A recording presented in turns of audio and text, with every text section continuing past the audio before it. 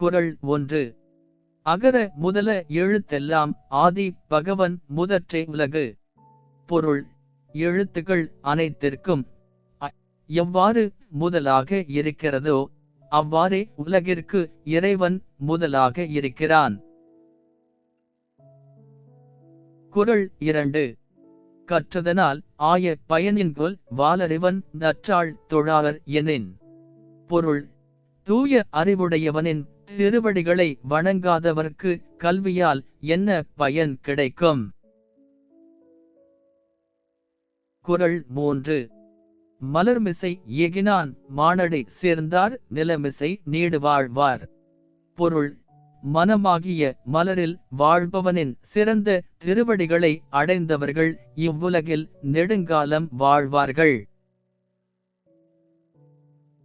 குறள் 4. வேண்டுதல் வேண்டாமை இலானடி சேர்ந்தார்க்கு யாண்டும் இடும்பை இல. பொருள்: விருப்பம் வெறுப்பம் அற்றவனின் திருவடிகளை அடைந்தவர்களுக்கு எப்போதும் துன்பம் இல்லை. குறள் 5.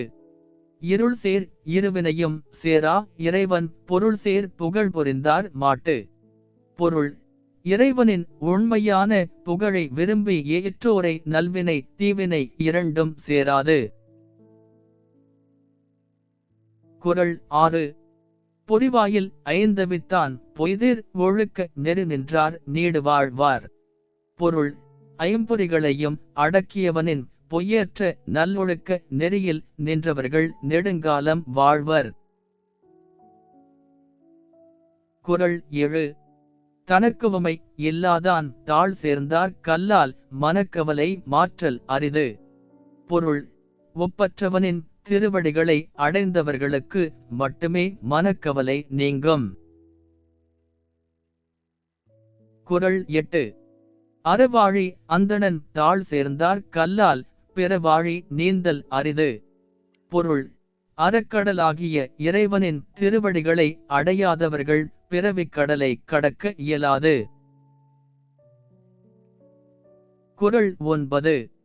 கோளில் பொறியில் குணமிலவே எண்குணத்தான் தாளை வணங்கா தலை.